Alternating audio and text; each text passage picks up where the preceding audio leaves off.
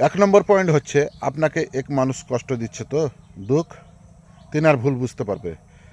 এই মানুষটি যখন আপনাকে কষ্ট দিলে তো বুঝতে পারবে এক সময় যে আপনার কাছে যদি ক্ষমা না চায়, অন্য সবাই কিন্তু তিনি মনে মনে বলবে যে আমি অপরাধ করেছি, তিনার কাছে আমি ক্ষমা প্রার্থী, কিন্তু মনে মনে বলবে আপনার কাছে যদি নাও যায়, তিনি আর ভুলটা কিন্তু বুঝতে পারবে। তো এরকমই এখন সারা বাংলাদেশে, সারা বিশ্বে এরকমই চলছে।